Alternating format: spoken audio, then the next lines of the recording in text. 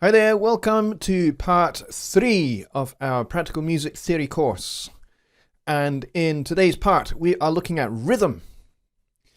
Rhythm is awesome. Being a drummer, I love rhythm. And being a jazz musician, I love rhythm. I love playing with rhythm. I love turning rhythms inside out, upside down, and all that stuff. It's great fun. So we're going to go into some of the details on the basics of how rhythm works, how you write rhythm down, and how you therefore communicate rhythm to other musicians so that they can play the rhythms that you intend for your music. It may well be that you have a song which calls for a specific rhythmic motif or rhythmic figure that you want everybody to play together at the same time. Now you can communicate that verbally, of course. And therefore the musicians will capture that, will understand that rhythmic figure by ear and be able to play it back and be able to play it together pretty well. But that does take up a little bit of extra time. And if it's a particularly complicated rhythmic figure, it will take some time going over it several times before the musicians understand it. So being able to notate it and being able to read that notation and understand what those values mean and how they work is incredibly helpful, and it does save time. Now, does it necessarily mean that what is on the printed page is always going to be 100% clearly understood by everybody? No, it isn't. You may well have to reinforce with singing the rhythm or clapping the rhythm and those kind of things. And I've done that with musicians a lot over the years as a band leader and as a conductor. I've had to do that with lots of musicians. But if you've got kind of something that they can look at, then it helps them learn things much more quickly. They've got a chart to read, plus they've got their ears as well. So you've got, it's triangulation of data, I guess. So without going any further into that, let's take a look at rhythm and how it works and how you write it down and how you make it understood. So let's go over to the screen here. So rhythm, I'm going to use two analogies throughout this video. The first analogy that we're going to use is cake. I love cake. I love chocolate cake. So if you are into culinary stuff, if you're into food, if you're into cake making, you will get this very quickly and easily. So if you bake a cake for somebody's birthday and you have 12 guests, so you have the birthday person plus 12 other guests, that's 13 people. You need to divide that cake into 13 equal slices so that everybody gets the same amount. So it is with rhythm. We divide our measure, which is the bar. We call it bars here in the UK and in Europe and other parts of the world, but in the United States, you guys call it a measure. I think measure makes as much sense as bars, to be honest. I think you can interchange them, and they are equally understandable. So we divide that from a whole, and we break it down into equal parts so that everything adds up to the whatever values are set in the time signature. And we're going to come on to time signatures in just a few minutes. But first of all, we need to check out note values so that we are able to divide our cake nice and easily. So that's analogy number one, cake. Analogy number two is a tree, and that's what we have here, is we have a rhythm tree. So we start with the whole, which is a whole note. And usually, regardless of time signatures, this tends to suggest that you play a note that lasts for the whole bar. Sometimes if you have an unusual time signature like 7/8 or something like that, you would notate a note that lasts for the whole bar slightly differently. But for a shorthand way, this is good. And then, of course, you have two half notes, and they kind of look like a whole note, except they have this thing sticking up here on both of them. These are called stems. And as you can see, they're not filled in here. So these are half notes, and two of these equals one whole.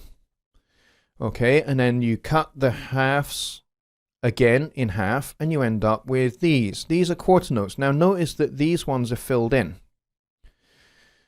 and they still have their stems.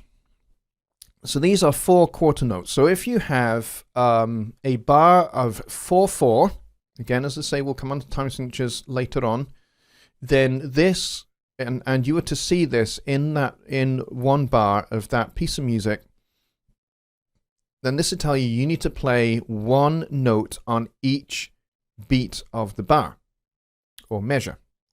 And then of course you can divide those again in half and you get 1/8 notes. Now notice that these look almost exactly like quarter notes, except they have this beam going across the top here to join them together. So these are 1/8 notes, and there are 2 of these in the time of 1 quarter note. So basically the rhythm here, these note values get progressively half as much short than the previous. Okay, so you have 1 whole note that lasts in 4/4, lasts for 4 beats, and then these last for 2 beats each. These are 1 beat each. These are half a beat each. And then finally, 1/8 notes, of course, if you cut 1/8 in half, you get 1/16. And that's what these are here. And there are 4 1/16 in each quarter note. And these are represented by, instead of not 1 beam, you now have 2 beams. Now, if you were to see these notes on their own, singly rather than in pairs like these, you would have what we call a flag, where instead of having the beam, you have just a little line that kind of curves away from the top. And for a 1/16, you'd have 2 little lines that curve away from the top. And those are called flags. Why they're called flags, I don't know. But that's just what they're called. So if you were to see one of these notes on their own, that's what you'd call it. It would be the note value of a 1/16 note if it has 2 flags, or an 1/8 note if it has 1. And obviously a quarter note doesn't have any flags, and neither does a half note. And of course you can keep dividing the cake. So the next value up from 1/16 note would be 32nd notes. And to get those, you would just add another beam, or if it was on its own, another flag. And then the next one up would be 64th notes. You add more beams, you add another beam. And then after 64, you get 128th, and you just add more beams to groups of notes or flags if they're on their own. So if you have notes, then you also have rests, because you're not going to play all the time, because music is made up of playing and not playing, sound and silence. And so we need to be able to tell a musician to stop playing for a certain period of time. And that might be a really short period of time, or it might be a long period of time. And so for every note value, there is a rest of the same value. What does a rest do? A rest tells the musician not to play. I think rest is a nice way of expressing that, because it's the contrast between activity and rest. And I like that. So we have a whole note rest. And the whole note rest, as you can see with this little ledger line here, it hangs from the top of a ledger line. The half note rest sits directly on the line. Okay. And then the quarter note rest is denoted by this strange little squiggle, which, you know what? They're actually really hard to draw by hand and get them to look like that. So you will see, if you ever get to see one of my handwritten charts, which I may well show you on a coaching call, you will see that my quarter note rests are pretty much just a squiggle. And so long as you understand that the squiggle that I draw is meant to look like a quarter note rest, you're fine. And then the 1/8 note rest and subsequent value rests after these are just a little short line, and they look like a little flower, don't they? I think they do. I think they look like a little flower. And so it's like a little stem with a bulb. I don't know if that's the official term, but that's what I'm going to call them. For eighth notes, it's a stem with one bulb. And for 16th notes, it's 2 little bulbs. And then you just keep adding bulbs for shorter and shorter note values as you're going. And these rests, depending upon the tempo, will be more felt than anything else, than counted. Because you're not really going to count 16th notes when a quarter note is at the tempo of 130 beats a minute. You're not necessarily going to count 16th notes at 130 beats a minute. So you're going to feel it a little bit more emotionally and a little bit more. You may well capture this by ear, so by learning it from whoever the composer is. But see, in a recording session, you don't necessarily have the time to be able to do that. So you need to be able to understand how these things work, how notes and rests interplay together. And so you may well get a short little time to just sit, look at it and work it out. And then you have to play it. So it's important that you are able to get into these concepts. All right. So just to review, we have whole notes, half notes, quarter notes, eighth notes, and 16th notes. And you keep going up until about 128. I mean, really anything shorter than 128th note doesn't really tend to exist and isn't really generally playable except by a machine. A human being probably couldn't do it. Of course, depending upon the tempo, if the tempo is like 30 beats a minute, which is incredibly slow, then maybe you could play a 128th note. It's entirely possible. And so for each note value, there is a rest of the same value, and that's kind of what these look like. So the next thing we need to talk about is how we lengthen a note. And this is important. Being able to lengthen notes makes things easier to read and easier to play. So let's say we want to play a note that's a little bit longer than a half note. So we want to play a note that's 3 beats long. Let's go back to our rhythm tree. Well, there isn't one here, is there? There's whole, half, quarters, eighth, and 16th. These are equal values. But let's say we want to play a note that is 3 beats long. How are we going to do it? Well, we need to have a system whereby you can add something to that is going to be easily understood. And this is where this next concept comes in, dots and ties. So dots and ties are ways of adding to the value of a note in terms of its duration. A dot adds an additional half of the note's duration, like this. All right, so let's take a look at this. So here we have a half note.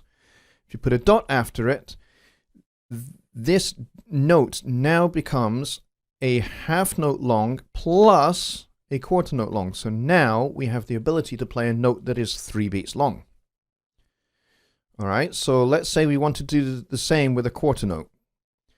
So if you put a dot after a quarter note, it is the value then becomes a quarter note plus an eighth note. Because remember, going back to our rhythm tree, half of a quarter note is an eighth note. So when you put a dot after a quarter note, it is a quarter note plus an eighth note. All right, so effectively that note now becomes 3/8 notes long. And this is important.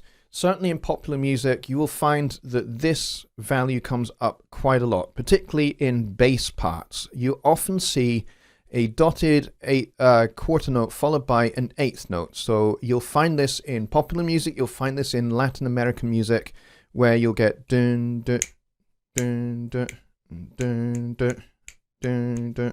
So if this is my quarter note pulse here, 1 2 3 4 1 2 3 4 1 2 and 3 4 1 2 and 3 4 1 2 and 3 4 1 2 and 3 4, and that is how you play a dotted quarter note with an eighth note right after it. So 1 2 and 3 4 1 2 and 3 4 1 2 and 3 4. Okay, and that leads me on to counting. Counting is really something very important to learn, because having a counting system will help you be able to internalize all of these note values. So quite often you hear musicians talk about 1 and 2 and 3 and 4, and if this is my quarter note pulse, 1 and 2 and 3 and 4, and now I'm singing eighth notes with 2 quarter notes on the end there, and 2 and 3 and 4 and 1 and 2 and 3 and 4, and so 16th notes at that pulse would be 1e and a 2e and a 3e and a 4e and a 1e and a 2e and a 3e and a 4e and a 1e and a 2e and a 3e and a 4e and a... Okay? So you can have different patterns of 8th notes and 16th notes at this pulse. 1, 2 and 3 and a 4 and 1, 2 and 3 and a 4 and 1, 2 and 3 and a 4 and that's kind of how you would count a rhythm. Okay?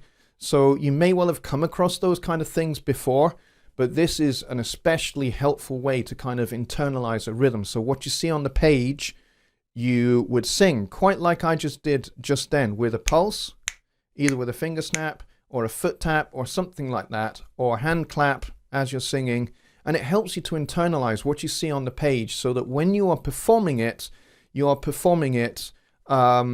emotionally, not just robotically. You are playing exactly what is on the page. Yes, you are playing what is on the page, but because it is now inside you, it is internalized, and that rhythm is inside you. When you're playing it with some swagger. You're playing it with some soul. You're playing it with, you know, a sense of purpose. You're not just saying, I must obey the notes. I must obey the notes that are on the page. If I do not, I get fired by the conductor. That's no fun. That's no fun to anybody. So that's kind of where to be thinking about rhythm, okay? Rhythm is something that comes from in here. It comes from inside you. It's not just on the printed page. So, you know, very often when I get a chart to read in a recording session, either as a drummer or a bass player or even as a piano player, the first thing I will do is I will look at the rhythmic figures and I will finger snap or I will toe tap, and I'll sing the rhythms, and I will either use, you know, 1 and 2 and 1e and a 2e and or whatever it might be, or I will use nonsense syllables. Nonsense syllables are great. So kind of like scat singing. So, you know, da do da da da ga do da da do da da ga do da da do da da ga do da. That kind of thing helps me to get those rhythms inside me. All right. So that's how you add a note, how you add to a note value to make it half as long again. So we're not talking just a little bit, we're talking like half as long again. So you can turn a 2-beat note, a half note, into a 3-beat note just by putting a dot after it. So the next important value and the next important thing to be able to do is a tie. A tie lengthens a note's duration by the value of the note it is joined to by the tie, like this example here. So we've got a piece here in 3/4, a little piece of rhythm in 3/4. Notice how we've got 2 quarter note rests at the end here. So we're playing something on beat 1, but we are silent for beats 2 and 3. And the time signature here, we're going to come on to in just a minute. So what do we have here? We have a 3-beat note, a dotted half note. Now in 3/4, you can use a dotted half note to denote a note that lasts for the whole bar. All right. So much like we go back to our rhythm tree, in 4/4, you have a whole note that is 4 beats long. So to create the same thing for a piece of music that is in 3/4, you can use a dotted half note, because we know that a half note is 2 beats long. We add half its value again to it, and that makes it 3 beats. So what we have here is a 3-beat note tied to a quarter note. So this means that this note now lasts for 4 beats. But we don't count it as 1, 2, 3, 4, because this piece of music here is in 3/4. So we would go 1, 2, 3, 1, 2, 3, because that's the next bit here. Okay, so it goes 1, 2, 3, 1, 2, 3, 1, and 2, 3, 1. Rest, rest. And that's how this little figure here would be played on the piano. In fact, let's do that. I'm just going to pick a note at random. Here we go. I'm going to play this on a G. So it would be 1, 2, 3, 1, 2, 3, 1, and 2, 3, 1. Rest, rest. And that's how this little pattern would be performed. Okay? So the tie makes this note not silent, but it adds this note to this note. So I don't play this note, but I add its value in its duration to this note here. So this dotted half note is a 3-beat note, and we add this note to it because it is tied together, which is why I don't play this note, but I count it. I count its value as part of this note, which is why I go 1, 2, 3, 1, 2, 3, 1, and 2, 3, 1, 2, 3. Okay, so I hope that that is something that is understood there with a tie. A tie can take a little bit of time to sink into your mind about how they work. But you see them a lot in music, in particular in popular music charts or big band charts. You'll see lots of ties because quite often the rhythm goes over what we call the bar line, which is what this is here. And in fact, this rhythm has gone over the bar line.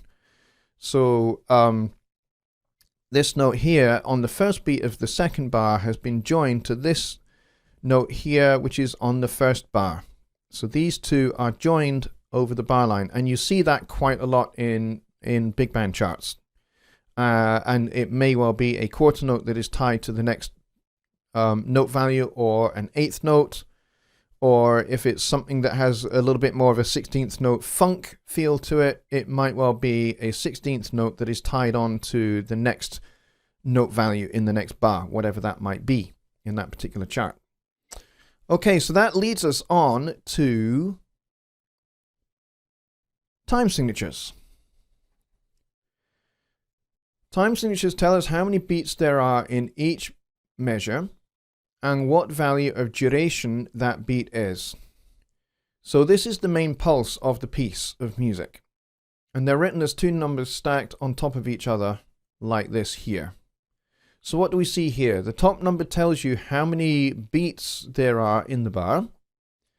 And the bottom number tells you what type of beats they are. So in this case here, we have 4 quarter notes in each bar. That is the baseline pulse. Okay, that is the pulse for the piece of music is a quarter note. So when I'm doing this, I'm counting quarter note pulses. 1, 2, 3, 4. Those are quarter notes in this context. Okay? Now, if the tempo is slow, this could be eighth notes. 1 and 2 and 3 and 4, and in which case the bottom line pulse would be this: 2, 3, 4, 1, 2, 3, 4. So a slow tempo. Okay, so 4 means quarter notes. You would see different numbers on the bottom here as well. So you might see 8, and that means eighth notes, which means that the pulse 1, 2, 3, 4. These are eighth notes now. 4, 8. 1, 2, 3, 4. Okay. So let's move on to, now that we've understood what the top number tells you and what the bottom number tells you, let's look at some different time signatures. So there are different types of measurement of time in music. There's simple time, which is what 4/4 is, or 2/4, or 3/4. They are simple time because it's divided into 4. Compound time is a little bit more complicated. So as I've said here, simple means that each of the beats can be broken into 2 notes. Okay, so we're talking quarter notes and eighth note duplets, which is what this is here. It's a duplet. It's made up of 2 eighth notes. That's what a duplet is. So simple time is made up of duplets. Compound time is where the beat can be broken into 3 beats. So here we have a triplet. Okay, so simple time here, the time signature is 2/4.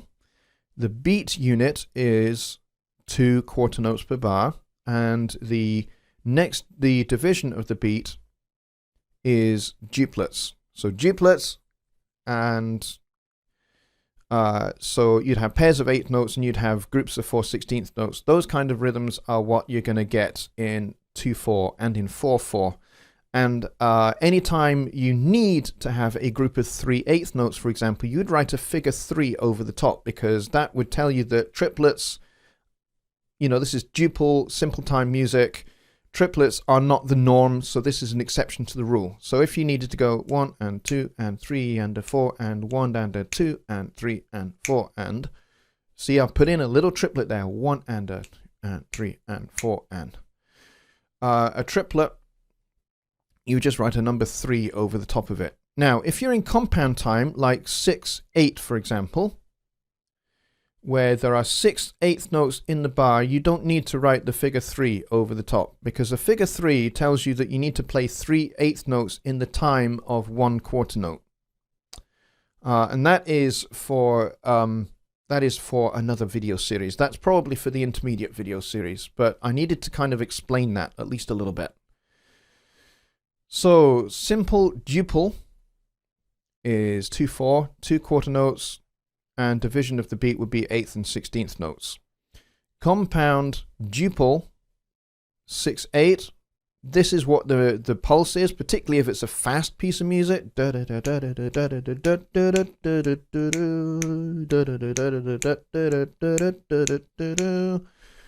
kind of a 6/8 thing. So you have da da da da da da. There's your 6/8 notes. 1 2 3 4 5 6. 1 2 3 4 5 6. But the bass, the pulse that you would count would be 1 2 3 1 2 3 1 2 3 1 2 3 1 2 3 4 5 6 1 2 3 4 5 6 1 2 3 4 5 6. Okay, and then simple triple would be 3/4. Again, pairs of 8 notes or groups of 16th notes, 3 quarter notes in the bar. Compound triple 9/8. I love 9/8. It's one of my favorite time signatures. And this is where you get 3 groups of 3 here. So 1 2 3 4 5 6 7 8 9. 1 2 3 4 5 6 7 8 9. 1 2 3 4 5 6 7 8 9.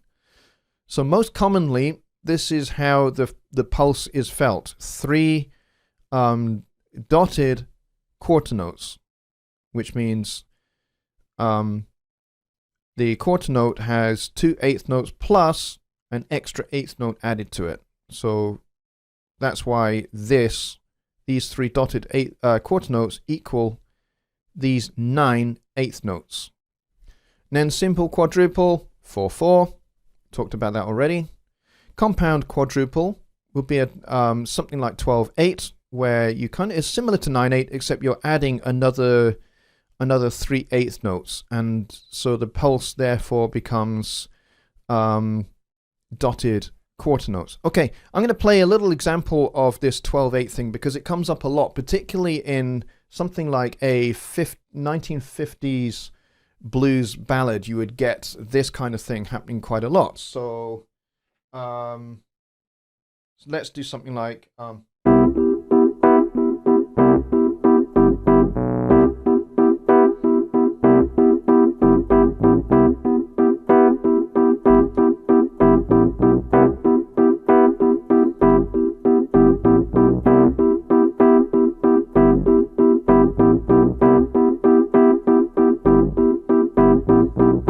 okay, so that would be my 12/8 because I'm going 1 2 3 4 5 6 7 8 9 10 11 12. 1 2 3 4 5 6 7 8 9 10 11 12. 1 2 3 4 5 6 7 8 9 10 11 12. There's my pulse. I'm playing in the left hand. 1 2 3 4 5 6 7 8 9 10 11 12. 1 2 3 4 5 6 7 8 9 10 11 12. And that's where these dotted quarter notes that I was talking about on the sheet come into their own. These dotted quarter notes here. Okay? All right, so let's move on a little bit. And we've kind of been hinting at it already.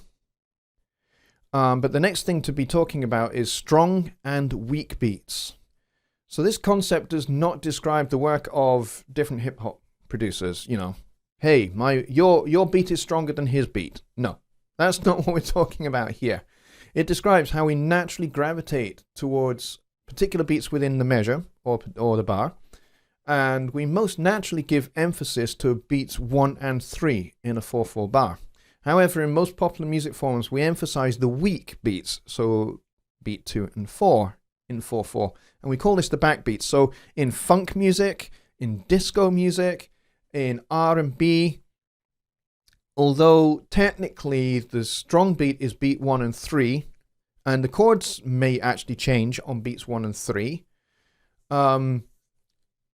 the snare drum is hit on beats 2 and 4, and we call that the backbeat. And actually, quite oftentimes, that's the beat that we emphasize. So a great example of that would be We Will Rock You by Queen, which features the stomp, stomp, clap, stomp, stomp, clap, stomp, stomp, clap.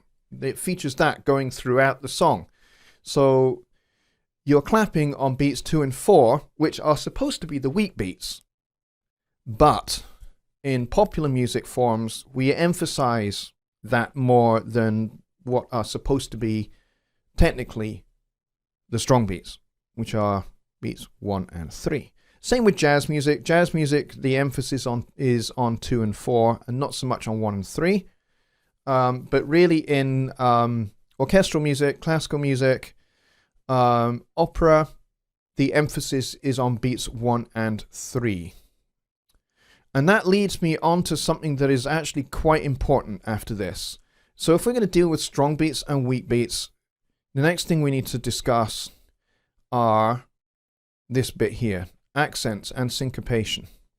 So as I suggested above, music has natural accents on the downbeats, like beats 1 and 3. But anytime we see a little hairpin symbol over a note, we are to give that note the emphasis instead of the more natural 1 and 3. In an orchestral context. So let's take a look at these downbeat accents that fall on strong beats. So this is what we would normally gravitate towards. Now see the little hairpin symbol here? This tells the performer you need to play this with extra weight. Not that you play it louder, you just play it with extra weight. So if I pick my G again and I go 1, 2, 3, 4, 1, 2, 3, 4, 1, 2, 3, 4, 1, 2, 3, 4. See how I'm giving the 1 and the 3 just a little bit of extra weight? 1, 2, 3, 4, 1, 2, 3, 4. I'm not necessarily playing it louder, it's just it has a little bit more emphasis. So in 6/8, as we were talking about with time signatures before, this is where the pulse is. So if I was to see this on a sheet of music, I would probably naturally do what the hairpin is telling me to do anyway, which is to emphasize beats 1 and 4. 1, 2, 3, 4, 5, 6. 1, 2, 3, 4, 5, 6. 1, 2, 3, 4, 5, 6. 1, 2, 3, 4, 5, 6. Okay? And the same with 2/2. 2/2 is an unusual time signature, but it does happen. You do get it. You get it in samba music quite a lot, because samba music is so fast. There needs to be an easier way to notate it. And so 2/2 is the common way of doing it. So 2/2 is 2 half notes per bar. So the emphasis in a 2/2 bar is on the first beat of the bar. And that's what the little hairpin symbol tells us to do. Now, sometimes you see the hairpin on a different beat in the bar. So in this 6/8 bar, let's pretend that the hairpin, instead of being on the 1, is on the 2nd and on the 5th. So we're just going to shift the weight to the 2nd and 5th of the bar. So in that case, we'd be going 1, 2, 3, 4, 5, 6, 1, 2, 3, 4, 5, 6, 1, 2, 3, 4, 5, 6, 1, 2, 3, 4, 5, 6. And as you can tell, just moving that emphasis by 1/8 note in 6/8 changes the entire feel of that 6/8 bar. And that's exactly what we the next graphic shows here. So let's have a look at these accented upbeats. So in a bar of 2/4, we go 1 and 2, 1 and 2. That's the rhythm we've got here. But the hairpin tells us to add some weight to the and of beat 1 each time. So this is 2/4. This is 2 quarter notes in the bar. So find my G again. 1 and 2, 1 and 2, 1 and 2, 1 and 2, 1 and 2, 1 and 2. Okay, and that's kind of how that works. So if you were to extend that and go, let's add an 8th note to beat 2 here, and we'll put emphasis there as well. And we do that for both bars. We get 1 and 2 and 3 and 1 and 2 and 1 and 2 and 1 and 2 and 1 and 2 and... Okay?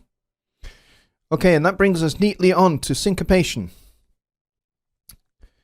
Syncopation is when notes are written and played on weak beats or upbeats of any note value. You find this a lot in jazz as well as pop, rock and country. So here's an example. So take a look at this. We have the basic beat, which is, instead of having note heads, we've got crosses. And you see that a lot in notation for drums, actually. And that usually means play this on the cymbal or the hi-hat. Okay. So there you go. You've just learned something about writing a drum chart. So let's take a look at this. So that's our pulse. 1, 2, 3, 4. 1, 2, 3, 4. Okay, that's our basic pulse. And then underneath that, I can't stop the feeling. 3, 4.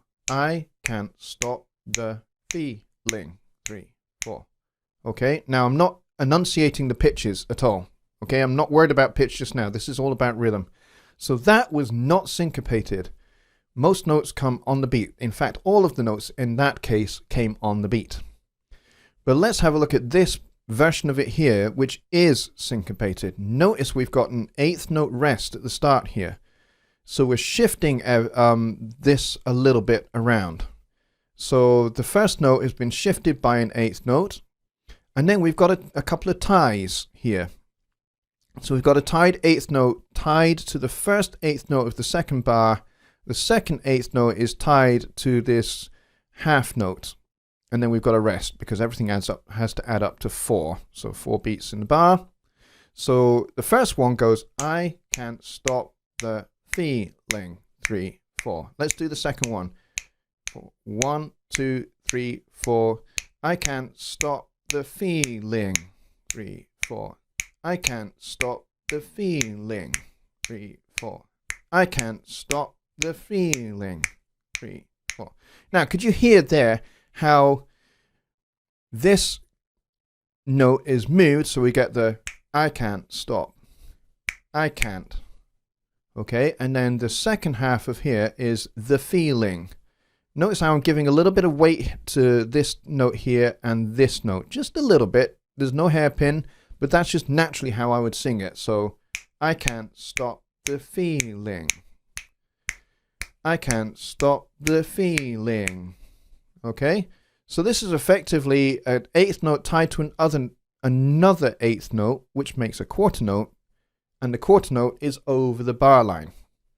And then that second 8th note here is tied to the half note. And then we've got a 1 beat rest. So, you end up with, I can't stop the feeling. I can't stop the feeling. Rest. I can't stop the feeling. Rest. Okay? So that's how that rhythm goes. There you go. That's my best robotic voice that I could come up with. So there you go. That's syncopation. And that's how you would write out some syncopated values and have them go against the main underlying pulse of your piece of music. And it can totally change how a piece of music sounds and feels. So if we compare the I can't stop the feeling, rest, with I can't stop the feeling, rest. I can't stop the feeling. See how the second one, the syncopated one, because you've got that tension between being on the beat and being off the beat, that creates what we call a groove. We call that funky. You can dance to that. Can't really dance to the one that's right on the beat. I can't stop the feeling. No, you can't dance to that. But you can dance to I can't stop the feeling. Totally different feel altogether. And, of course, I can't stop the feeling that I want to dance. So there you go. And you will never see me dance on a video, by the way. Just to let you know. Okay, so I think we have reached the end of our look at rhythm. It's been a bit of a whistle-stop tour, just a bit of an overview. In the intermediate course, we'll go into a lot more detail on rhythm. We'll start getting into a lot more syncopation, and we'll get into different note values above 16th notes and their rests, and how you can create some really interesting combinations of 8th notes, 16th notes, triplets, and all sorts of things that we'll chuck in there. And we'll also chuck in there some unusual time signatures like 7/8, 5/8. We've also looked a little bit there at 9/8, but you'll also get things like 11/8 and 13/8, and how you can count those, how you can phrase those in your songs. So I hope that this was helpful to you, and I'll see you in part 4, where we will be looking at form and structure. Bye for now.